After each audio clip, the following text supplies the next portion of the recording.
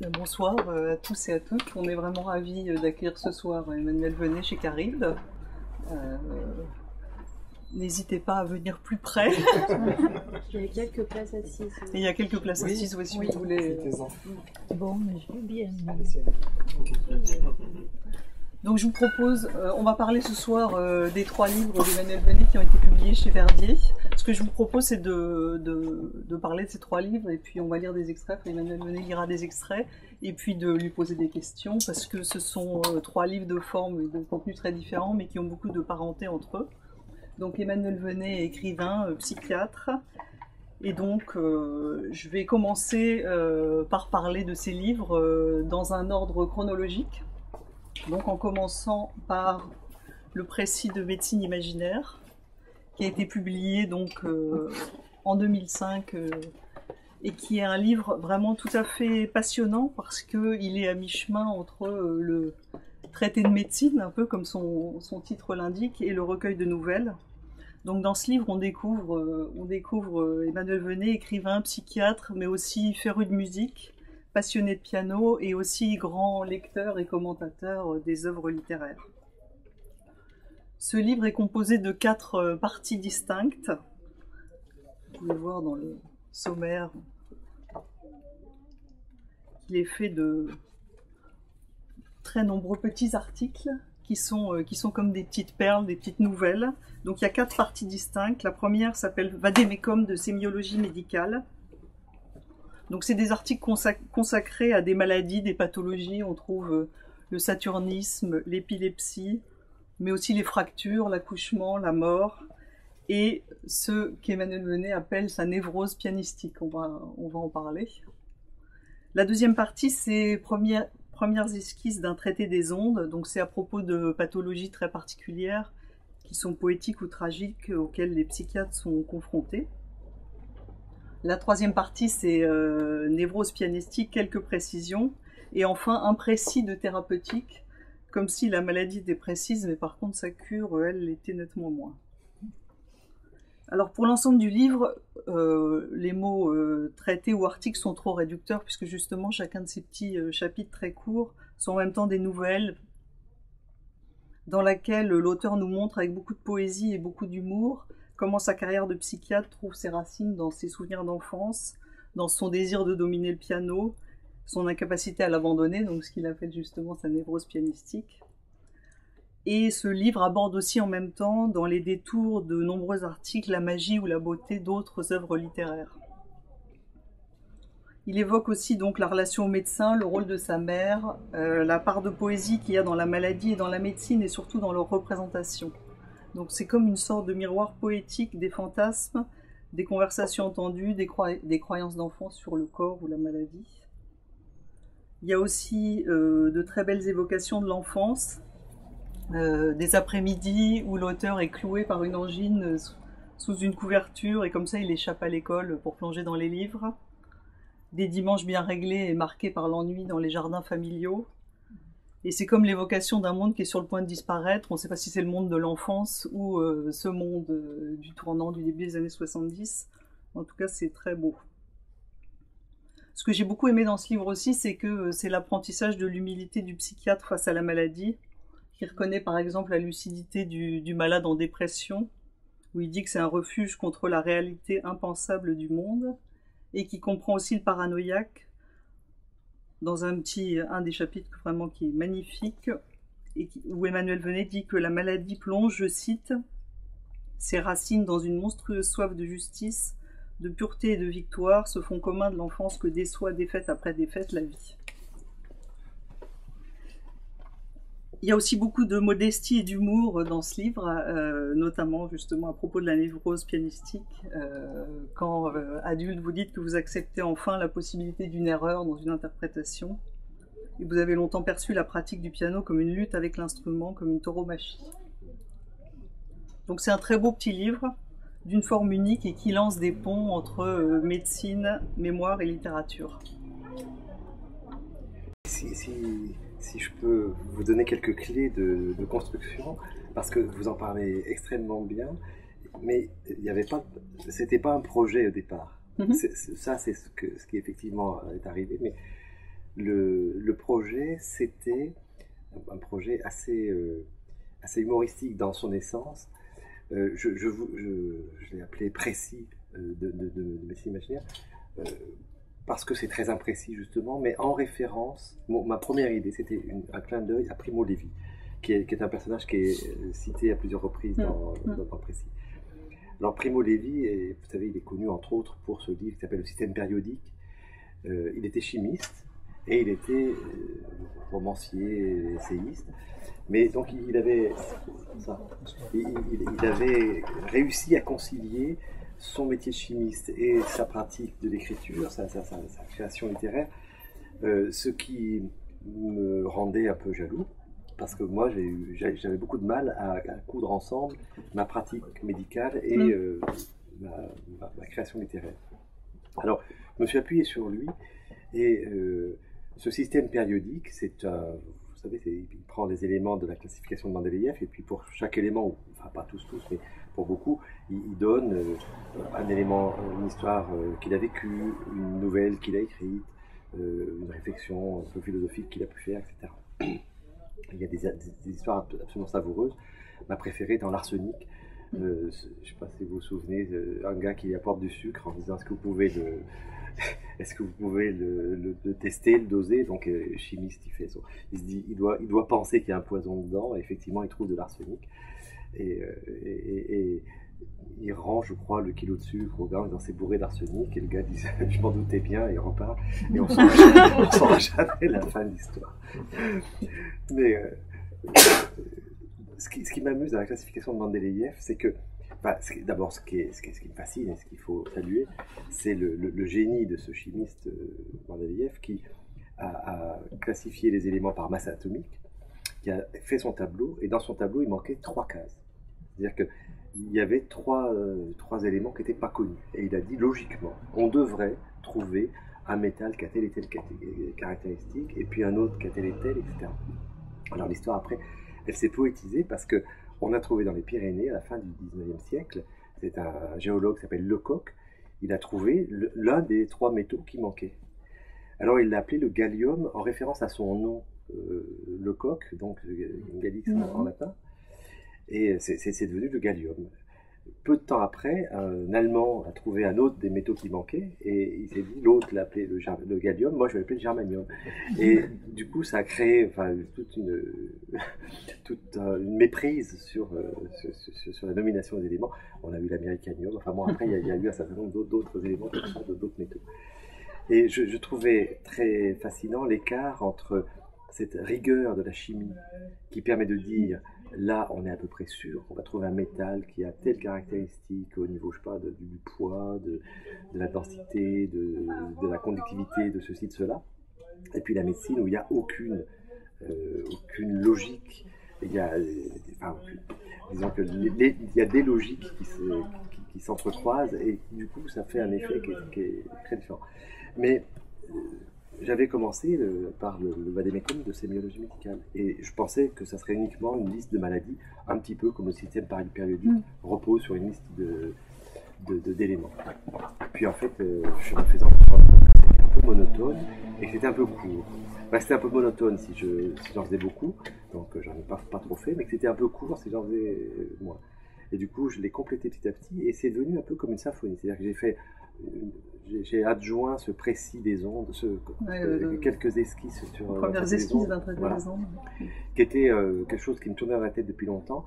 C'est s'appuyer sur, c'est des descriptions de délire pour montrer que des comportements qui ont l'air complètement fous, aberrants, et ça, obéissent à une logique absolument redoutable, et qu'effectivement, si on connaît cette logique, on comprend tout à fait comment le psychotique, pourquoi le psychotique agit de la manière dont il agit. Mais ça faisait toujours pas un livre, donc je me suis dit, je vais pousser la névrose pianistique, donc tout simplement le fait de ne pas pouvoir jouer correctement le piano, mais de ne pas pouvoir m'empêcher d'en jouer non plus. Donc je me suis dit, je vais pousser ça par quelques tableaux de mon rapport tauromachique, toujours déçu au piano. Et puis à la fin, ça faisait toujours pas un livre, il fallait arriver à ce chiffre magique de 4. Et je me suis dit, il n'y a pas de livre de médecine qui ne se termine pas par la thérapeutique, c'est forcé. Et donc j'ai repris le principe des maladies du départ, mais avec les traitements, donc l'imaginaire des traitements, les rayons, les comprimés, les gouttes, etc. Et j'ai fait un clin d'œil, un principe thérapeutique, c'est en fait un clin d'œil à Lucien Israël, qui était un psychanalyste que j'ai beaucoup aimé, à la fois en tant que lecteur de ses livres et aussi en tant qu'ami. Lucien Israël avait écrit, à la demande des éditions Masson, un livre pour les étudiants, à destination des étudiants, un livre un peu généraliste sur la psychiatrie. Et il avait rendu son manuscrit, il avait appelé un précis de psychiatrie. Et les éditions Masson, très sérieuses, très universitaires, très académiques, ont dit voilà, un imprécis dans notre collection, c'est pas possible. Et ça s'est appelé Initiation à la psychiatrie, ce qui est un très mauvais titre. On a perdu. Alors c'est un peu une révérence et un clin d'œil à cet aîné que j'aime beaucoup. Justement, puisque vous parlez de Primo Levi, il y a l'article sur le saturnisme. Saturnisme, j'ai beaucoup aimé. Qui est un peu l'endroit où je donne la clé de construction, c'est-à-dire la couture entre... Alors la clé de construction entre la science et la littérature étant le fait que la médecine décrit le cerne qui se forme à la racine des dents dans le saturnisme comme étant noir, et Primo Levi le décrit comme étant bleu dans le système périodique. Et j'ai trouvé que cette différence de couleur disait quelque chose de la différence de regard et la différence d'intensité poétique. Noir, c'est sombre, oui, effectivement, mais le poète voit qu'il y a des reflets bleus dedans, enfin, il a plus un œil de peintre. Est-ce que vous voulez qu'on bien en lire un extrait? On peut en lire un extrait, mais le saturnisme serait peut-être pas le plus illustratif. Je vous propose de vous lire la polio. Et puis peut-être on verra un médicament après aussi. Et je vous assure, alors ça c'est pas vrai dans tout le livre, mais dans celui-là, j'ai essayé d'être au plus près de mon souvenir d'enfance. Et je sais pas si ça va me faire le coup aujourd'hui, mais en général, quand je le relis, je suis totalement repris par l'ambiance, les odeurs et l'atmosphère de cette époque. C'est absolument ahurissant. L'immeuble regorgeait de gens bizarres. Outre la popette, donc c'est un personnage qu'on a vu auparavant, qui est un personnage d'alcoolique, il y avait dans l'allée voisine une sorcière que tout le monde appelait la Fifine et qu'on ne voyait pratiquement jamais dans le quartier. La polio la clouait chez elle. Même relever sa boîte aux lettres excédait ses forces. Aussi, notre mère lui avait-elle proposé de lui monter son courrier une fois par semaine. Naturellement, mon frère et moi fûmes bientôt chargés de cette mission. On renâclait, oubliait, rusait, mais au bout du compte, on y coupait rarement. Nous y allions ensemble, tant cette pauvresse faisait peur. Je revois la petite clé qui avait le culot de ressembler à la nôtre, la liasse de factures et de prospectus qu'on serrait fort de peur d'en perdre, puis c'étaient les longues minutes d'attente entre notre coup de sonnette et son apparition chancelante dans notre bâillement de la porte. Petite, gibbeuse, ses jambes ployant sous elle, le visage tordu par un rictus qui se voulait engageant. Le palier s'emplissait aussitôt d'une puanteur chaude, mélange d'urine, de vieille tenture et de confinement. La sorcière aurait tant voulu qu'on entre boire une grenadine, mais hélas, nous étions tellement pressés. Et à peine ses doigts lents et crochus s'étaient-ils refermés sur la petite pile d'enveloppes que nous dévalions l'escalier, soulagés pour plusieurs jours. Parfois, elle n'ouvrait pas, et nous remettions le courrier dans la boîte, embêtés de devoir revenir le lendemain. Une nuit, à l'heure où les enfants dorment, la Fifine descendit sur l'avenue, se dénuda entièrement et essaya d'arrêter des voitures en hurlant qu'elle voulait un homme. C'était frustrant d'avoir raté ça. Pour une femme qui ne pouvait même pas descendre relever son courrier, l'effort et son motif semblaient surhumains. Ils lui valurent plusieurs mois d'hôpital psychiatrique pendant lesquels nous fûmes dispensés de notre corvée, mais quand il fallut recommencer, notre peur avait décuplé. Une autre nuit, la Fifine laissa une lettre d'adieu sur sa table et sauta par la fenêtre. Cette fois-ci, nous étions définitivement libérés. J'ai longtemps cru que c'était ça, la polio. Il y a souvent une pirouette là. Il y a souvent une pirouette. Ouais, c'est vrai. Il a faim, il ne faut pas la dire. C'est une jolie pirouette. Oui, c'est vrai. Une phrase autour de laquelle on a beaucoup tourné, parce que c'était la phrase que j'avais écrite au départ, et puis je la trouvais presque trop complaisante dans sa grâce, et du coup je voulais autre chose. Mais c'est vrai que tu as été un peu l'artisan du retour à mon idée première. Je vous propose de passer au livre suivant. Donc c'est Ferdière, psychiatre d'Antonin Artaud. C'est un livre, comme vous pouvez le voir, très court, un texte absolument magnifique, d'une 40aine de pages, dans une langue vraiment sublime. Alors moi, avant de lire ce livre, je ne connaissais pas Gaston Ferdière. Et bon, qui se souvient de Gaston Ferdière, en quels termes? Donc il a été médecin et directeur de l'hôpital psychiatrique de Rodez, où Antonin Artaud fut interné entre 1943 et 1946. En général, on se souvient de lui, on parle de lui pour le désavouer. On l'accuse d'avoir été un psychiatre borné, obscurantiste, en particulier à cause des traitements par électrochoc qu'il a fait subir Antonin Artaud. Donc là, ce que fait Emmanuel Venet, c'est qu'il fait revivre Gaston Ferdière, depuis son grand-père qui était fabricant de billard à Saint-Étienne. Il parle de la jeunesse de Gaston Ferdière, ses études à la faculté de médecine de Lyon, ses ambitions précoces de poète qui sont ensuite refroidies par le voisinage quotidien de la souffrance et de la mort, et ensuite son virage vers la psychiatrie.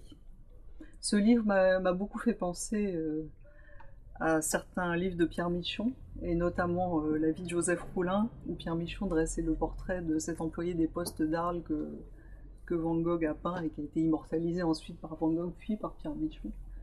Donc là, j'ai beaucoup aimé le fait que Gaston Ferdière, on se souvient de lui à cause d'Antonin Artaud, et maintenant, grâce à ce livre. Donc, ce qu'il y a dans ce livre, c'est un portrait beaucoup plus nuancé de Gaston Ferdière, où on le voit comme un homme sensible et cultivé qui a renoncé à la poésie en embrassant la médecine, qui est un praticien généreux. Il y a un épisode notamment pendant la guerre où il se bat contre la famine dans les asiles psychiatriques.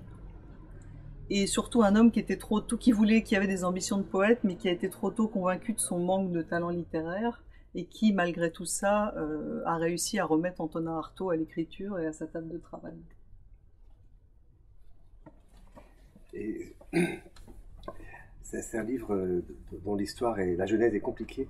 Au départ, je voulais en faire un texte psychiatrique. J'avais l'idée d'écrire une sorte d'article qui, dans ma tête, s'intitulait « Le syndrome de Ferdière », comme ça, enfin, en préconception tout à fait susceptible de changer.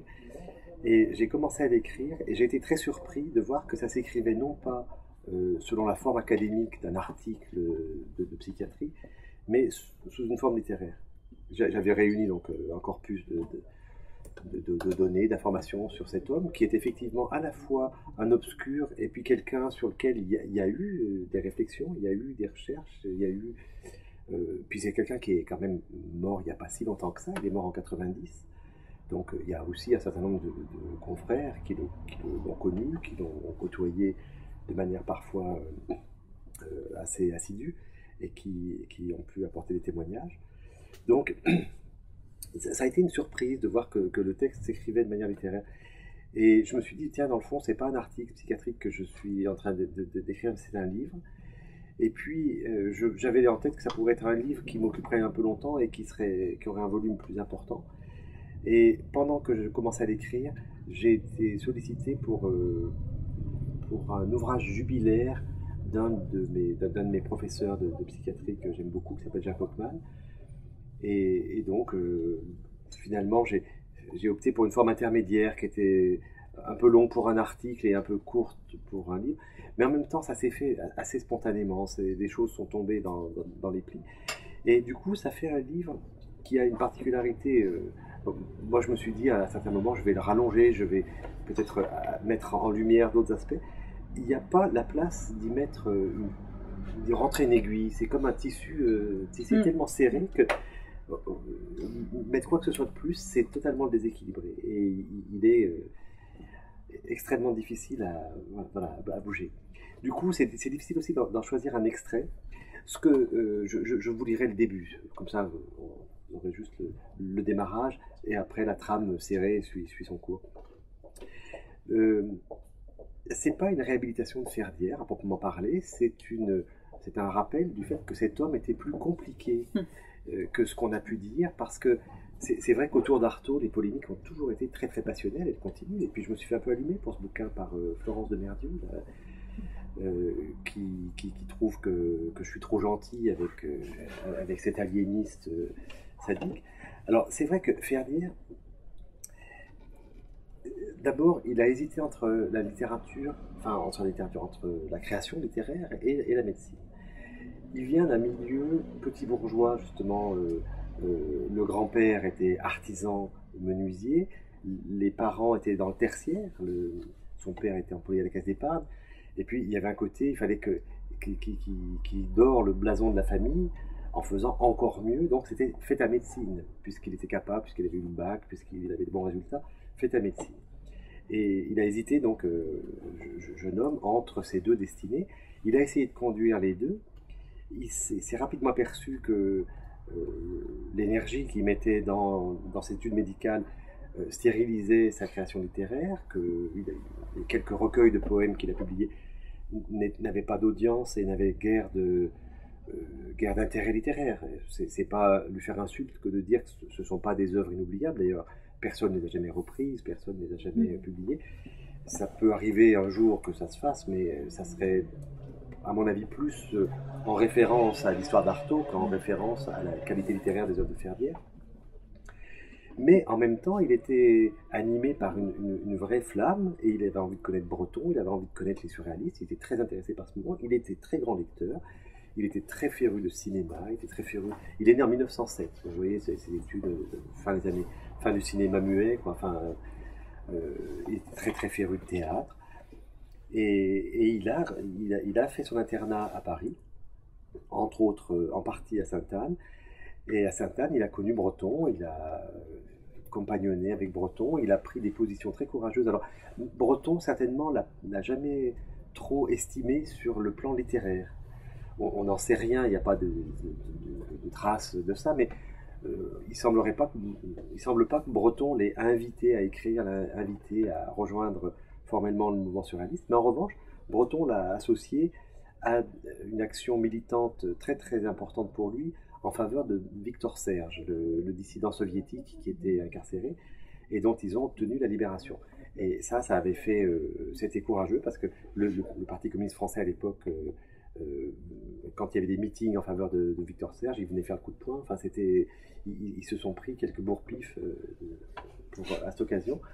Et ça avait une certaine gueule. Il est également parti faire la guerre d'Espagne, apporter une assistance aux républicains, une assistance médicale pendant la guerre d'Espagne. Il y avait des filières qu'il avait rejoint. Donc, un type curieux, lettré, courageux, engagé, on peut le dire comme ça. Et par ailleurs, d'une maladresse totale. C'est une sorte de paratonnerre, hein. Je crois qu'il a été inventé par Benjamin Franklin. Quand il y avait la foudre à prendre, ça tombait sur lui à coup sûr. Alors, tout en étant, comme je vous le décris, lorsqu'il a lu les premières descriptions de la lobotomie, qui ont été faites, je crois, en 29, je ne voudrais pas dire de bêtises, mais c'est un psychiatre portugais qui s'appelle Egas Moniz, qui a eu plus tard, en 39, je crois, le prix Nobel, pour la lobotomie, qui était censé calmer les malades les plus excités, mais en faisant une lésion irréversible de leur lobe frontal. Ferdière a dit, tiens, c'est intéressant ce truc-là, et il a fait la première lobotomie française, et il s'en est vanté à l'Académie de médecine. Il est venu faire un rapport dans des termes probablement très maladroits, très excessifs, très triomphalistes, qui ont foncièrement déplu. Il n'a plus jamais refait de lobotomie, et il a passé, même aux yeux de ceux qui en avaient fait des dizaines, pour un sadique. C'est vraiment étonnant. Et avec Artaud, il a reproduit exactement la même chose, d'une manière que je n'en finis pas d'explorer avec perplexité.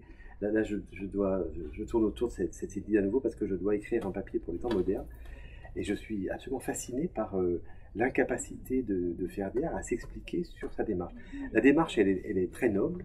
Artaud, vous savez, est parti en 1936 au Mexique, dans des conditions d'ailleurs qui étaient assez balisées, hein. Il était attendu par le ministère de la Culture, enfin, et le ministère des Affaires étrangères. Il était même missionné, je crois.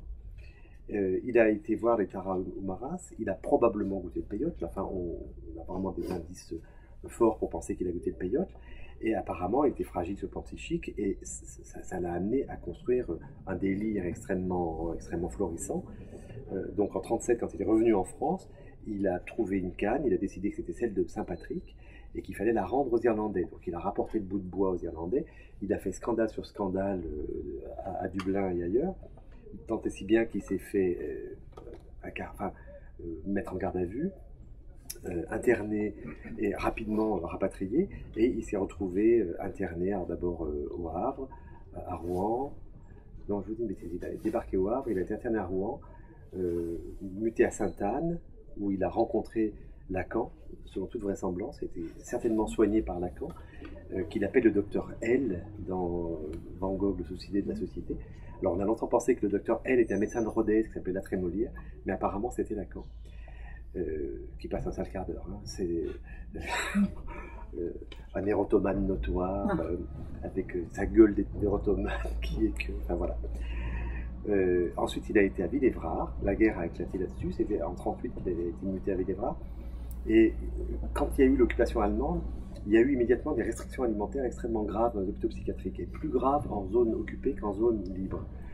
Donc, il a été utilisé jusqu'en fin 1942 à Villévrard, où il mourait de faim littéralement, où il avait probablement des carences vitaminiques graves, il avait probablement scorbut, il perdait ses dents.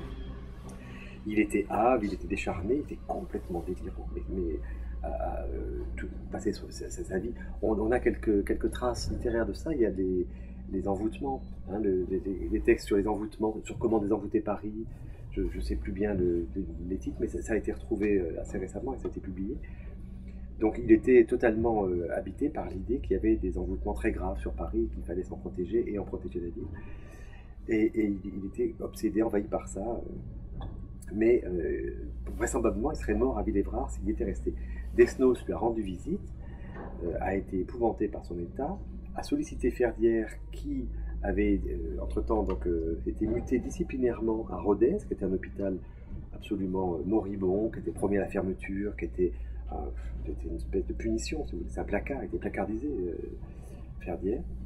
Mais comme c'était en zone libre et qu'il y avait des pommes de terre et qu'on pouvait à peu près y vivre, Desnos a demandé à Ferdière fin 1942. Alors ça a son importance parce que c'était avant l'envahissement de la zone libre. C'était avant le 11 novembre 1942 et la suppression de la ligne de démarcation.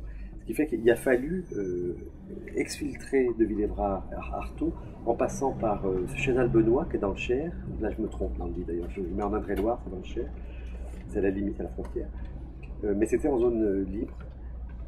Et ça permettait, voilà, c'était un asile qui dépendait de la Seine, ça permettait une sorte d'artifice médical pour dire qu'il y avait une indication médicale à le transférer de manière à ensuite pouvoir le faire passer à Rodez. C'était très courageux parce que les Allemands, s'ils avaient repéré la manœuvre, auraient pu vraiment faire du tort à tous les acteurs de cette affaire, dont Ferdière. Et pour la petite histoire, quand Artaud est arrivé à Rodez, la première chose qu'a fait Ferdière, et ça c'est avéré, il y a des témoignages, c'est de l'inviter dans sa maison, dans sa famille, à déjeuner, avec sa femme et avec ses enfants, leurs enfants. Artaud était sale comme un peigne, il était postillonnant, éructant, il crachait par terre pour éloigner les sorts, enfin il était complètement envahi par ses convictions délirantes. Et Ferdière, stoïque, l'accueillait de son mieux avec le plus d'humanité et en personnalisant l'accueil de son mieux. Alors pour la petite histoire, ils s'étaient rencontrés chez Desnos en 1935. Artaud s'en souvenait et Ferdière n'en avait aucun souvenir. Et donc Artaud lui disait, il avait reconnu, il pensait que Ferdière avait demandé à l'accueillir. Et il lui disait, mais je sais que, enfin c'est évident, je sais que vous êtes un ange et que à ce titre, Dieu vous envoie pour me sauver. Alors il était complètement habité par un mysticisme délirant, c'est sa période catholique, et il lui disait, n'oubliez jamais, dans une lettre qui est très marrante, que j'ai un père qui s'appelle Joseph, une mère qui s'appelle Marie et une sœur qui s'appelle Germaine. Alors celle-là on la connaissait pas, mais il était tout à fait mystique à ce moment-là. Et ce qui est mon syndrome de Ferdière, c'était cette idée que Ferdière l'a soigné de son mieux, et de son mieux à l'époque, entre 42, 43, 46, parce qu'il est arrivé début 43, il n'y avait pas grand-chose, et il y avait des électrochocs qui étaient tout neufs, c'était vraiment un procédé qui était très récent. Ferdière s'était procuré la machine et a pratiqué les électrochocs, pas que sur Artaud, sur des patients très malades qu'il avait à soigner, et indéniablement, quoi qu'en dise Florence de Merdieux, quoi qu'en disent les gens qui sont hostiles à Ferdière et à ce type de prise en charge, indéniablement, ça a amélioré Artaud. Ça l'a permis. Par exemple, il dit dans une lettre très émouvante, il se plaint que ça l'a démagnétisé. C'est la première plainte. Mais lorsqu'il est arrivé à Rodez, il s'appelait Nalpas. Il disait s'appelait Nalpas, que Artaud était mort, qu'il avait repris le corps d'Artaud. Enfin, il habitait le corps d'Artaud, mais il n'était pas Artaud. Et après les tout premiers électrochocs, il a écrit une longue lettre à Ferdière pour lui dire qu'il était à nouveau Artaud, né le 4 septembre 1896 à Marseille, etc. Avant une autre grande lettre très très délirante où il n'est pas né, où il a toujours été au monde, où il est auto-engendré depuis l'éternité des temps, etc. Enfin, bon, il avait des moments où il était vraiment très très à côté de ses pompes. Et la chose très émouvante, c'est que Ferdière, qui a réussi à le remettre à peu près, comment dire, en capacité de conduire son œuvre, et en le laissant totalement libre de ce qu'il faisait. Alors, enfin, totalement libre, c'est pas tout à fait vrai. Au départ, pour essayer d'initier le processus, il l'a invité à traduire. Donc, il lui a proposé des traductions d'anglais. C'était un peu dirigiste, mais en même temps, il ne disait pas à Artaud, il faut traduire comme ci, comme ça. Il laissait Artaud totalement libre de sa production. Et quant à la production poétique, qui est faible à cette époque, mais qui existe, et puis les reprises de textes qu'il a fait, Ferdière ne regardait strictement rien, ne censurait rien, n'a jamais prétendu redresser la poésie d'Artaud, comme Artaud le lui a reproché ensuite. Il a, à mon avis, il a produit un gain de liberté interne.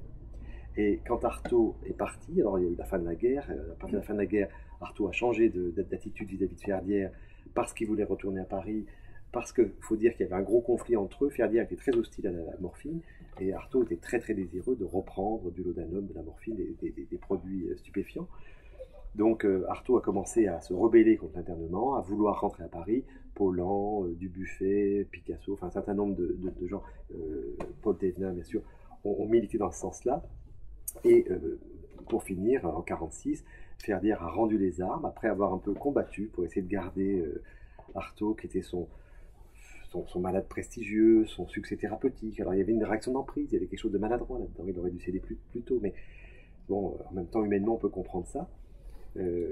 Ferdière a cédé en 1946, et en 1947, Artaud a écrit ce livre qui est indéniablement un chef-d'œuvre, que moi je tiens pour son plus grand livre, Van Gogh, le suicidé de la société, dans lequel il attaque de manière fulminante la psychiatrie et en particulier Ferdière. C'est-à-dire que le syndrome de Ferdière, c'est rendre libre le psychotique pour qu'il puisse éventuellement ensuite vomir des torrents de fiel sur la psychiatrie qu'il a rendu libre, mais le rendre vraiment libre. Et je crois qu'à ce titre-là, il a fait quelque chose de très honorable, de très respectable. Mais par ailleurs, il a fait beaucoup de conneries. Il a fait ses lobotomies, il a parlé, il ne s'est jamais expliqué clairement sur sa prise en charge d'Artaud. Il ne s'est jamais expliqué clairement sur le fait qu'il s'est mis en conflit avec la famille d'Artaud, avec Artaud lui-même, avec les amis d'Artaud, avec... paratonnerre, je vous assure. Et s'il recevait une lettre de quelqu'un qui demandait un truc, il faisait la réponse qu'il ne fallait pas faire, et immédiatement il se retrouvait dans des positions d'antagonisme très conflictuelles et très graves. Et pour la petite histoire, dans le paratonnerre, quand il avait été lui-même médecin à Chazal-Benoît. Alors c'était un exil, on l'avait refusé dans les asiles de la Seine à Paris, mais on l'avait accepté dans ce purgatoire. Et là, la guerre éclate, ces malades sont victimes eux aussi des pénuries alimentaires. Et là, à l'insu des malades et contre toute règle de procédure, il détourne leur carte de tabac et il fait du marché noir avec les paysans du coin pour obtenir des pommes de terre pour nourrir les malades. les autorités l'accusent de marché noir, mais tous ces malades sont dressés contre lui parce qu'il les empêche de fumer. Et qu'on sait ce que c'est, ce qu'il advient d'un fumeur qu'on empêche de fumer. En général, il préfère nettement la nicotine aux patates. Et Nico à Parmentier. Et donc il était là, comment dire, posé droit dans ses bottes, comme aurait dit un autre, sûr de faire le bien, et se mettant tout le monde à dos. Et il s'est fait d'ailleurs condamné, il a eu des ennuis, et la mutation punition à Rodez est liée à ce marché noir. C'est une bonne action. Voilà. Alors c'est pas un livre de réhabilitation, c'est un livre qui dit ouvrons l'œil, c'est plus compliqué que ce qui paraît. Et puis vous y allusion à Michon.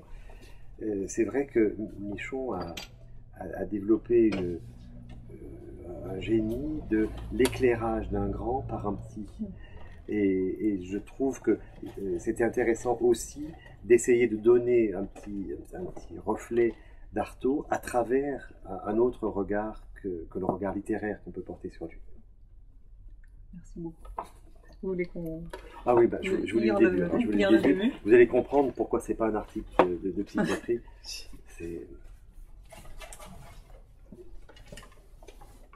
Le grand-père fabrique des billards à Saint-Étienne. Il sait l'ennui des campagnes alentours, hors les jours de kermesse et de batteuse, les salles d'auberge où l'on fait durer les histoires de chasse et les vers de gnôle, et combien les pièces ont du mal à quitter les bourses de cuir. Bien que menuisier, il n'a pas le goût des fenêtres ou des placards à rafistoler, et trouve plus flatteur de visser sa raison sociale sur des billards à 4 ou 6 pattes, joliment tournés dans le chêne, sans fioriture ni marqueterie, mais roulants et taillés pour traverser les siècles. Billard, Ferdière, Saint-Étienne. Les cafetiers lui achètent la fidélité de leur pratique, le filon rend bien. Sa veuve reprendra l'affaire, meilleure vendeuse à ce qu'on rapporte, mais peu soucieuse de la succession. Leur fils deviendra gratte-papier, puis employé à la caisse d'épargne. À moins qu'elle ait voulu lui épargner la sciure, les râleries des ouvriers, la fatigue des tournées de plus en plus lointaines, au fur et à mesure que le marché se sature. Voilà le fils casé, vite marié avec la fille du café riche, où la bonne société stéphanoise s'allume à l'absinthe. La famille savourera longtemps la fierté du nom, répété sur des centaines de meubles que les aubergistes encaustiquent aux heures creuses, mais son honneur en veut davantage. Gaston, le petit-fils, ira préparer une plaque plus prestigieuse à la faculté de médecine de Lyon. C'est la fin des années 20, il emporte avec lui ses baccalauréats, ses espoirs de notoriété et ses cahiers de poésie. Sa mère meurt peu après, atrocement, d'une tumeur au cerveau. Écrire, donc, et devenir neurologue pour entretenir l'illusion qu'on peut réparer ça.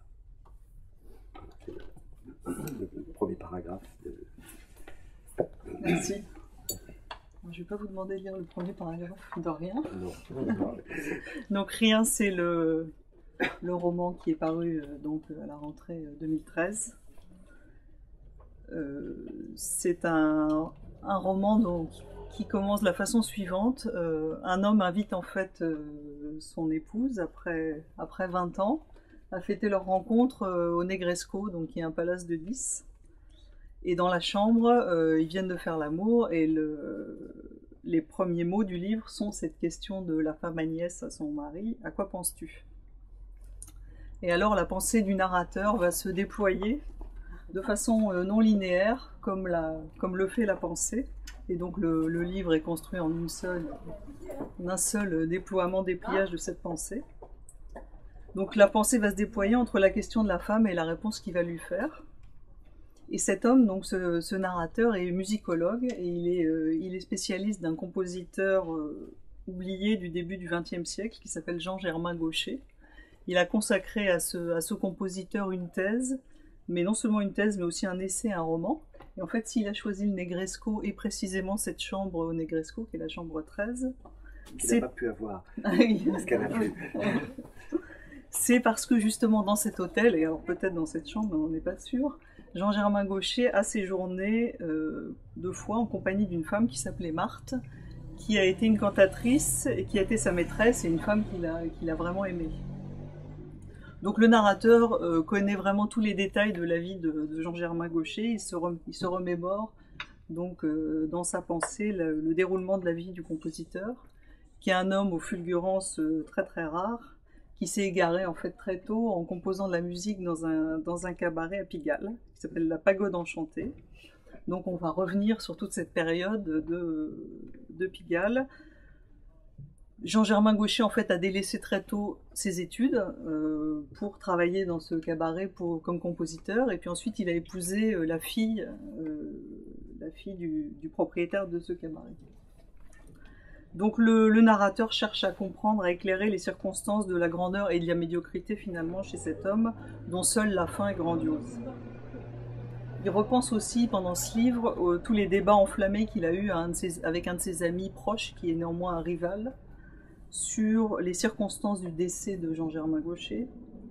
Et aussi, donc comme ça, il questionne la capacité de juger de la fin de quelqu'un et aussi et surtout de juger d'un talent saccagé. Donc on a deux destins comme ça, qui sont distants d'un siècle mais qui sont très parallèles. Évidemment, Rien, ça parle aussi de la question de l'amour, du couple, de l'usure inévitable du quotidien, puisqu'il y a un parallèle entre les amours de Jean-Germain Gaucher et ceux du narrateur. Et donc c'est un roman qui parle de vies qui sont parallèles mais qui jamais vraiment fusionnent ou se rencontrent. Donc je vais faire une deuxième citation de Pierre Michon, je suis désolée. Mais il y a quelque chose qui me semblait très très juste par rapport à ce livre. Dans Le Roi vient quand il veut, Pierre Michon dit que le roman est une fabrique émotionnelle, qu'il veut écrire en tout cas comme dans un tremblement, comme un équilibriste sur sa corde, pour que le lecteur tremble comme lui sur cette corde. Et j'aimais beaucoup cette image parce que je trouvais que Rien est vraiment le roman d'un équilibriste, puisque vous arrivez à tirer une corde entre deux instants, même entre deux fois deux instants, l'instant de la question et de la réponse, entre le narrateur et son épouse, et entre deux instants distants de près d'un siècle, qui sont l'instant de la fin, de la mort de Jean-Germain Gaucher, et l'instant de la réponse du narrateur. Voilà. C'est exactement ça. Et du coup, le roman, entre ces deux instants, bon, à quoi penses-tu? À rien. Hein, je ne peux pas le dire. Je mange le morceau. Je mange le morceau. C'est généreux. Donc il faut répondre vite, il y a juste un instant, et cet instant est occupé effectivement par une rêverie qui est dépliée par le texte, qui est écrit sans paragraphe, qui coule totalement d'une pièce, d'une traite, qui s'appuie sur le fait que la mort de Jean-Germain Gaucher, le narrateur imagine l'instant fatal et la vision panoptique de sa vie, donc du coup c'est un peu un artifice de construction mais qui permet de matérialiser ce fil, de tendre ce fil. Et un peu comme dans le rêve, si vous voulez, parce que j'ai beaucoup souvenu de ces images de rêve où à la conscience du rêveur, ça paraît une évidence, que c'est très chargé de choses, et que c'est une belle image, mais s'il faut la raconter, on se rend compte que c'est inépuisable et que ça peut durer très très longtemps, parce que chaque chose renvoie à d'autres et à d'autres et à d'autres. Et donc, ce phénomène de condensation, c'est un peu l'appui que j'ai pris pour écrire ce livre. Alors, on pourrait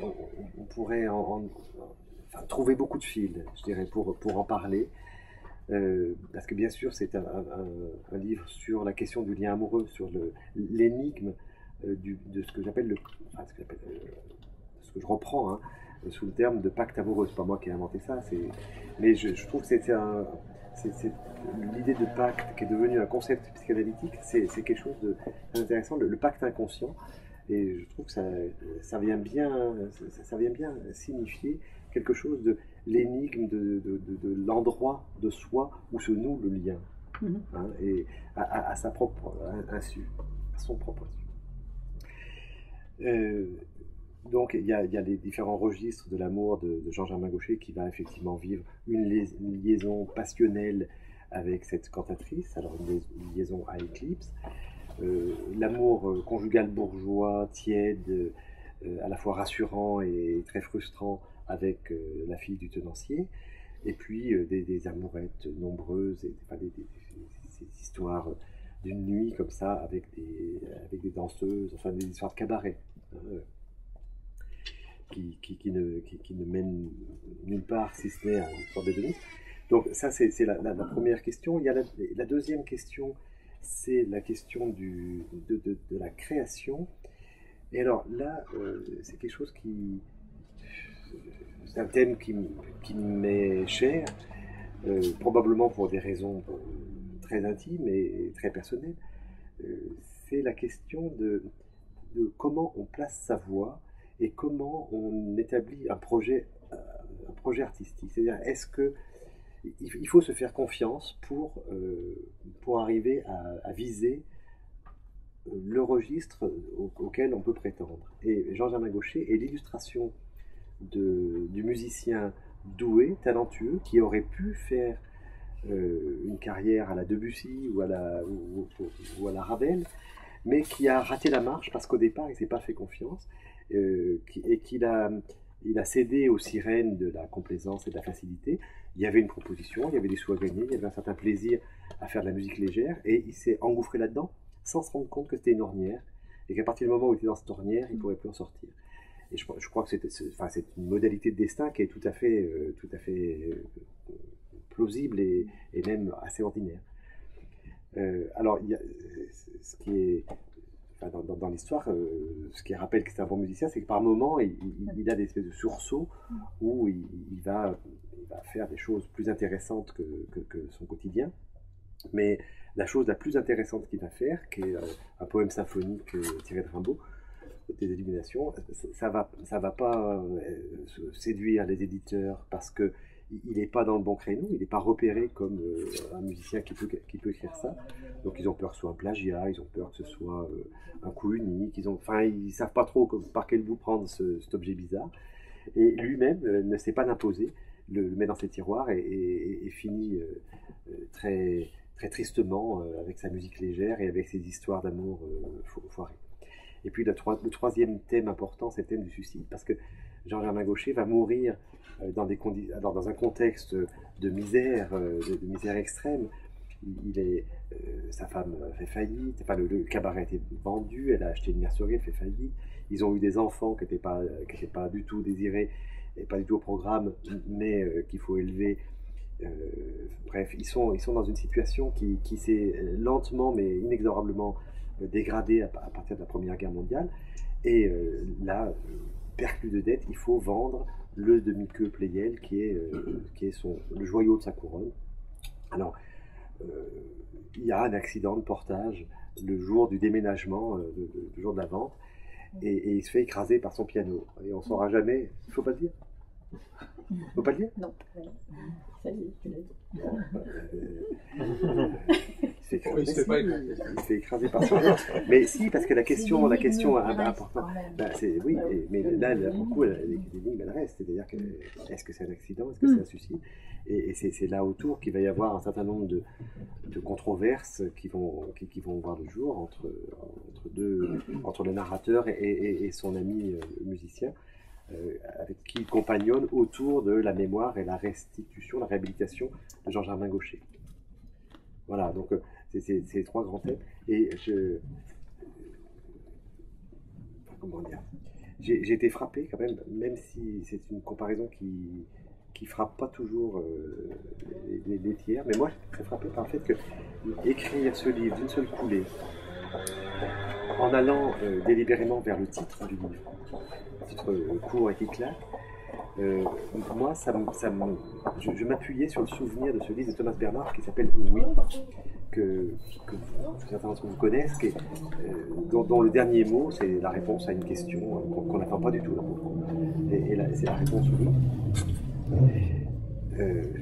J'avais un souvenir extrêmement lointain de ce livre, mais si ce n'est que, bon, je sais pas, ça me tournait dans la tête. Je l'ai relu après avoir écrit Rien et une fois que j'ai su qu'il serait publié, et j'ai été très frappé de voir que dans une tonalité très différente, avec une ambiance très différente, là il y a une certaine dissertation, il y a un certain humour. Chez Thomas Bernhard, évidemment, il y a un soin à être toujours lugubre et toujours sinistre, mais bon, jusqu'à forcer le rire chez le lecteur tellement c'est glauque. Mais ce sont les trois mêmes thèmes, c'est le thème du suicide, le thème du pacte amoureux et le thème de la création impossible, qui est récurrent chez Thomas Bernhard, lui. Enfin, mais ce sont les trois mêmes thèmes qui sont tressés, là aussi très serrés dans ce livre, qui est un peu matriciel pour moi, enfin lointainement matriciel. Vous voulez qu'on lise un petit extrait? Volontiers. Allez. Alors, on va prendre un extrait qui est sur la fin, qui est un extrait plutôt doux, je dirais. C'est le souvenir qu'a le narrateur de sa première nuit d'amour avec sa femme ou sa compagne. Me revient souvent l'image de notre première nuit d'amant, au début de laquelle un irrationnel besoin d'extraterritorialité nous avait poussés, après le dîner pris sur le ponton d'une guinguette, dans un hôtel miteux du Val-de-Saône. Un crépi blanc et des géraniums prêtaient à sa façade une coquetterie qui nous avait séduits, mais il nous faudrait vite déchanter, tant les chambres et les couloirs d'un autre âge semblaient rompus aux étapes des voyageurs de commerce plutôt qu'aux féeries des corps. Pour autant, aiguillonnés par l'urgence de jouir l'un de l'autre, nous avions accepté la clé qu'on nous tendait et à peine exploré la piaule promise à accueillir nos premiers ébats. Les fleurs fanées du papier peint, les lézards au plafond et les interrupteurs de porcelaine nous avaient paru d'autant plus pardonnables que la rivière à nos pieds berçait dans son clapot la guirlande des réverbères et que les lumignons d'une terrasse proche donnaient à cette rive un petit air de fête. Je ne peux oublier la lenteur avec laquelle j'ai fait ce soir-là glisser la petite robe noire, puis dégrafer le soutien-gorge dans l'illusion d'épingler enfin l'objet de mon désir, dont je n'entreverrai jamais que la fuite sur la coupole claire d'un sein. À partir de quoi je m'autoriserai à le chercher plus avant, dans l'audace de première caresse et l'émotion de premier vertige dont la langue ne peut dire ni la puissance, ni le goût d'absolue genèse. Tout cela pour, flouer mes heureux, essayer de retenir l'apothéose qui justifie cette quête et invite à la reprendre encore et sans cesse. On a beau savoir que ces sommets s'émousseront à coup sûr, je voulais prêter à celui-ci le pouvoir de résister à son destin pour maintenir l'hypothèse de son érosion dans un angle mort de nos consciences. Désireux de partager cette illusion le plus longtemps possible, nous lui offririons un voyage destiné à graver pour la vie les délices de nos accordailles, Venise et l'émerveillement qui nous laisserait sans voix à la proue des Vaporetto ou dans la sombre vallée des canaux secondaires, les longs rubans d'autoroute parcourus au rythme de la flûte enchantée ou du Köln Concert, la chambre d'hôte où, dans un chalet posé au milieu d'un alpage tyrolien, nous ferions l'amour tout un après-midi de pluie, la très lente partie d'échecs jouée avec des pièces géantes sur le damier d'une place à Salzbourg, puis sur le chemin du retour, le souffle soudain coupé au débouché du Léman, sombre joyau scintillant de tous ses diamants sous un ciel d'ouest en feu. Autant de splendeurs liées pour toujours à celle de nos corps arc-boutés sur chaque lit de passage, et dont je croyais faire à jamais notre trésor.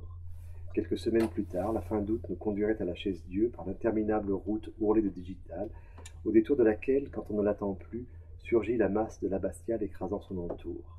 Des vents frisqués parcouraient les venelles de pierre grise, donnant à cette fin d'été un avant-goût d'octobre.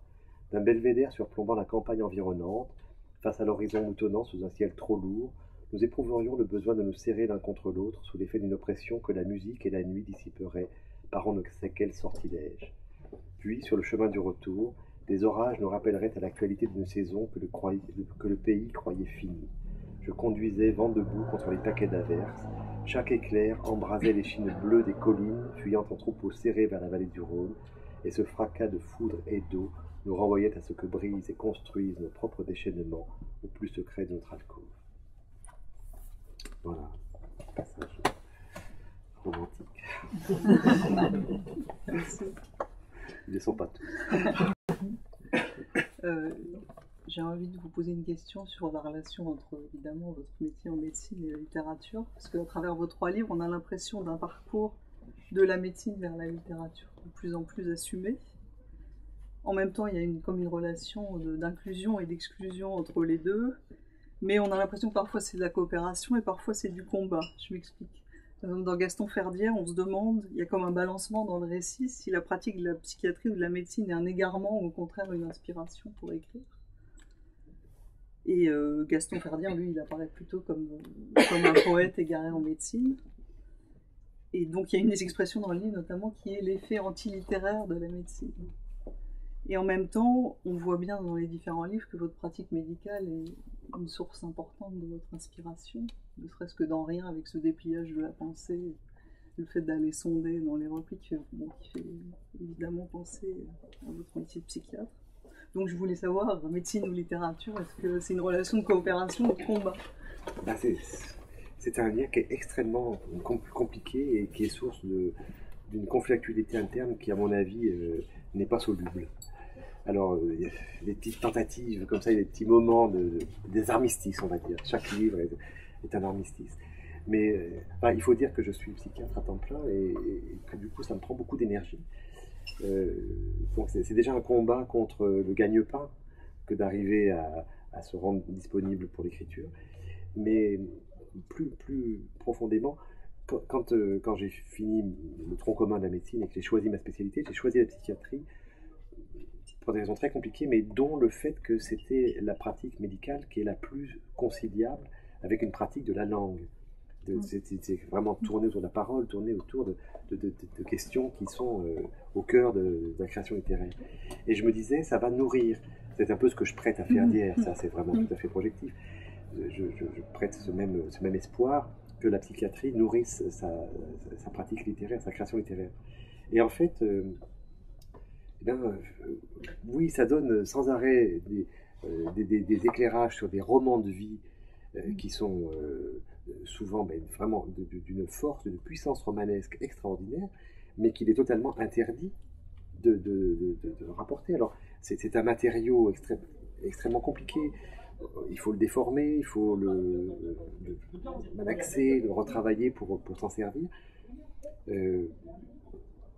D'où le conflit permanent. Et puis le fait que, comment dire, un roman qui est source d'une souffrance telle que ça mène quelqu'un à la psychiatrie, et en particulier à l'hôpital psychiatrique, parce que c'est là que je travaille, c'est un roman dont l'effet romanesque est plus difficile aussi à prendre avec légèreté. Donc, vous voyez, il y a aussi cet aspect-là qui est très anti-littéraire, je dirais. Donc, j'ai déchanté très rapidement. Je me suis rendu compte que c'est pas la psychiatrie qui, vraiment à proprement parler, nourrirait facilement et directement mon œuvre littéraire. Et maintenant, mon seul espoir, c'est d'arriver à sortir de la psychiatrie et puis à pouvoir être libre de mon temps pour écrire. Mais bon, c'est mon rêve. Voilà. Mon rêve, je suis loin de pouvoir le réaliser. Alors je reviens à rien. Vous parlez. Une des choses qui m'a beaucoup intriguée dans ce livre, c'est le fait qu'entre le narrateur et Jean-Germain Gaucher, il y a un siècle.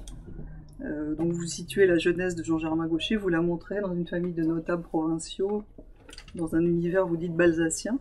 Donc je voulais savoir pourquoi vous aviez utilisé cette distance et pourquoi avoir tendu ce fil d'un siècle. Est-ce que c'était un hommage à cette période? Non, c'était je me suis un peu facilité la vie parce que quand on crée un personnage, et puis que moi je suis pas historien, je voulais pas avoir trop de recherches à faire pour pouvoir me sentir familier de ce personnage. Donc je l'ai créé sur des dates qui sont à peu près celles de Proust, à quelques années près, en me référant à... Proust m'a beaucoup intéressé à une époque, donc du coup à tout ce que j'avais pu lire sur cette époque. Et ça me donnait une sorte de familiarité avec le climat.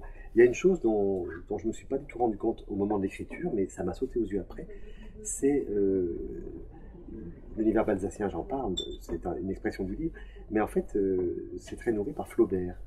Et l'histoire de Jean-Germain Gaucher, c'est un peu un décalque de l'histoire de Flaubert au départ, c'est-à-dire un père notable, là avocat dans Rien, médecin dans l'histoire de Flaubert, mais qui envoie son fils à Paris faire son droit et qui le chapitre, qui le tanne pour qu'il fasse son droit, le fils qui est rétif, qui ne va pas à la fac. Enfin, bon, Flaubert a vraiment vécu ça. Il s'est tiré par l'épilepsie, une épilepsie de complaisance, semble-t-il. Enfin, on n'est pas du tout sûr qu'il ait vraiment eu une convulsion ni une maladie cérébrale. Mais en tout cas, ça lui a permis de se tirer de la fac et de faire ce qu'il voulait. Et en plus, il y a ce projet littéraire de Flaubert. Mon projet, c'est d'écrire un livre sur Rien. Voilà. Donc, mais ça, j'en avais pas du tout à l'esprit quand je l'ai écrit. Et c'est écrit dans une lettre. Oui, dans une lettre à Louis Collet. Oui. Mon projet, vous la connaissez, cette citation ne lis sur rien. Alors, ma mémoire ayant besoin d'auxiliaire, je vais vous la lire. C'est magnifique. Ce qui me semble beau, ce que je voudrais faire, c'est un livre sur rien, un livre sans attache extérieure, qui se tiendrait de lui-même par la force interne de son style, comme la terre, sans être soutenue, se tient en l'air. Un livre qui n'aurait presque pas de sujet, ou du moins où le sujet serait presque invisible, si cela se peut. Et...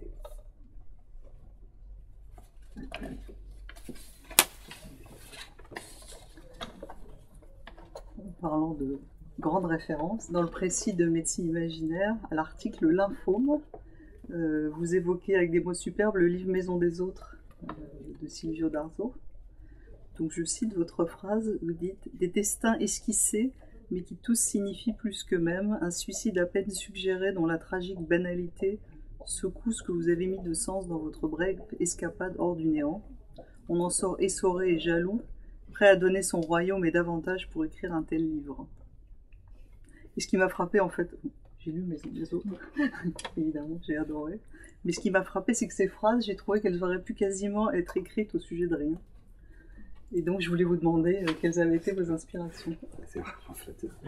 Vous savez, alors, je vous remercie de faire cette allusion à Silvio D'Arzo, parce que ça permet de souligner que sous cette couverture jaune, il y a des textes qui se répondent. Je ne sais pas si on peut dire qu'il y a des parentés, mais il y a vraiment un texte qui se répond. Vous avez parlé de Michon, qui a beaucoup signé sous cette couverture, qui a fait l'essentiel de ce... C'est Léon. Non, Ah, c'est Darzo. Mais alors, Silvio D'Arzo, publié dans la collection italienne dans les années 80, hein, c'est ça, au milieu des années 80 à peu près, a été traduit par un ami qui est mort maintenant, qui était aussi un auteur Verdier, qui était directeur de la collection, c'est Bernard Simeone. Et moi, j'ai découvert Silvio D'Arzo par Bernard, et je n'oublierai jamais l'effet qu'il m'a décrit, qu'il a écrit d'ailleurs, je crois dans la préface, ou je ne sais plus dans quel texte. Ce texte, elle a saisi au trip, c'est imposé à lui comme devant être traduit, et il l'a traduit un été en 15 jours, volet fermé, sans sortir. Ce qui dit, enfin, ce qui vient dire l'extraordinaire puissance d'émotion. Il y a un style hors du commun chez D'Arzo, et j'ai un regret d'ailleurs parce que je dis que mon premier roman est moins fort, et en fait à la relecture, je n'en suis pas sûr.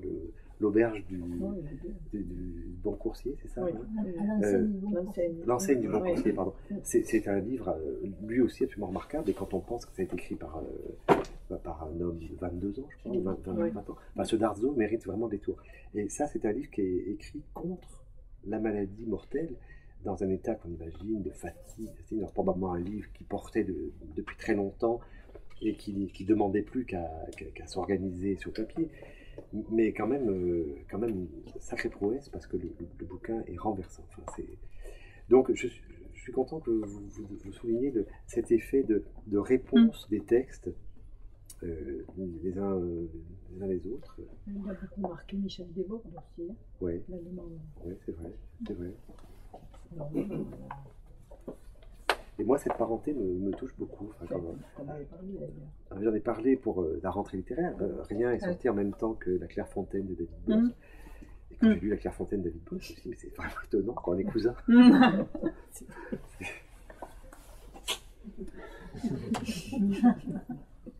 Alors dans Rien, j'en ai parlé un peu tout à l'heure, on suit le destin de deux personnages quasiment homothétiques, le narrateur et Jean-Germain Gaucher, qui est comme un peu un modèle de ses propres errements. Et puis dans Gaston Ferdière, c'est comme si c'était des personnages antithétiques. Il y en a un qui est psychiatre et poète raté, et l'autre qui est écrivain de talent et patient du psychiatre. Donc je voulais savoir si ce thème comme ça, des destins de modèles qui se répondent, un thème voulu ou... Il y a un petit peu ce qu'on disait, l'éclairage d'un plus grand par un plus petit, enfin quelque chose comme ça. Mais Dans rien, surtout. Alors, la représentation s'est construite après coup, je le dis, c'était pas du tout quelque chose que j'avais programmé. Et c'est venu dans les discussions que j'ai pu avoir sur le livre. Mais je crois qu'il y a un effet, surtout euh, un effet d'une plateforme de départ, une plateforme d'arrivée, un grand détour qui, de manière un peu magnétique, éclaire ce qui se passe entre les deux choses. Et donc c'est surtout, on peut le voir aussi, le rien entre la réponse et la question. Vous voyez, enfin, quelque chose qui se joue ailleurs et qui n'est pas qui est pas dans la continuité. Une sorte de vide qui est enjambé par le dépli de la rêverie. Enfin, sinon, je ne saurais pas bien répondre à votre question parce que moi, j'ai pas pensé à faire d'hier en écrivant rien. Il n'y a pas de projet délibéré de ce côté-là. L'autre chose qui me frappait. Si, j'y ai pensé, mais comme raté, comme le raté. Pas sur le plan de la construction du livre. Sur le plan du personnage, oui, j'y ai pensé parce que Ferdière, c'est aussi le type qui a raté, mais pas complètement, qui est un peu comme Jean-Germain Gaucher. C'est pas la complète nullité. Il a laissé des numéros d'opus qui sont encore qui font encore l'objet d'analyse musicologique, d'enregistrement, de choses comme ça. Enfin bon, j'ai prêté à Fischer Disco l'interprétation d'une série de livres, quand même, c'est pas personne. Oui, ce que vous disiez tout à l'heure, un des thèmes importants, c'est la facilité comme c'est facile de s'égarer quand on est ou quand on veut être un créateur. Par ignorance ou par manque de confiance en soi ou par méconnaissance de sa propre hauteur. De se louper, oui. Ouais, c'est ça. Et donc voilà, est-ce que c'est si difficile de croire en sa propre hauteur? Je crois que, pour ce que je connais, c'est-à-dire l'écriture, mais je pense que c'est vrai dans toutes les formes d'art, il y a quelque chose de se faire, arriver à fugitivement se faire plus grand que soi. Pas au sens d'une posture, mais au sens vraiment d'arracher à soi-même quelque chose qui n'est pas habituel. Par exemple, dans l'écriture, un mode, une manière de poser sa voix et de structurer son discours qui est supérieur à ce qu'on sait faire d'habitude. Et c'est un effort considérable et ça repose sur un orgueil terrible, enfin rétrospectivement qui fait un peu peur. C'est-à-dire d'essayer d'aller au-dessus de soi et puis voilà. L'idée c'est que Jean-Germain Gaucher, dans le fond, il a rapidement renoncé, il a essayé au départ, il a rapidement renoncé et il s'est dit restons à hauteur d'homme et qu'il a du coup pas laissé une œuvre intéressante parce que c'est une œuvre qui n'est pas plus grande que lui, plus haute que lui. Je pense faire allusion à une phrase latine, je ne saurais plus, des gens qui sauront nous dire d'où elle sort, de quel auteur, c'est maiore se ipso, se faire supérieur à soi-même. Je crois que c'est un stoïcien, mais bon, je ne l'affirmerai pas. C'est vrai de tout destin, mais encore plus quand on trouve faire œuvre d'art. Disons, dans l'acte créateur, oui, je pense il faut cette arrogance-là au départ. Et puis après, bon, il ne faut évidemment pas rester sur une position arrogante, mais il y a ça. Et ça interroge. Alors, d'où les philippiques qui sont évidemment distanciés et humoristiques, mais sur le fait que pour être créateur, il faut être un salaud, il faut être un égoïsme ravageur, il ne faut absolument pas s'intéresser à son conjoint, pas s'intéresser à ses enfants. Alors, pas en avoir autant que possible, et si on en a, alors je parle de Bach qui en a eu 21, et je force le trait en disant qu'il est martyrisé, à les obliger à écrire des parties séparées de ses cantates, ou Schumann qui, ça s'est avéré, en a eu 8, et à la fin de sa vie était tellement embrumé par la dépression qu'il ne les reconnaissait plus quand il les croisait dans la rue. Et il se demandait qui c'était, alors le pauvre gamin. Puisque vous parlez de musique et comme le piano revient à plusieurs reprises, je voulais vous demander ça, si ça ça avait un rôle, votre pratique musicale. Alors, je vais vous livrer un élément d'une coulisse, peut-être on s'arrêtera après.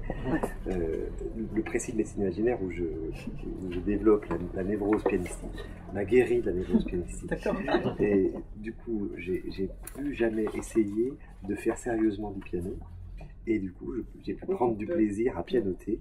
Et c'est très agréable parce que, voilà, si ça marche, tant mieux. Si ça marche pas, tant pis, on referme le couvercle. Et voilà. Est-ce que vous voulez poser des questions? Merci beaucoup. Je vous propose qu'on boive un verre. N'hésitez pas surtout à continuer à discuter et à faire signer les livres. Merci.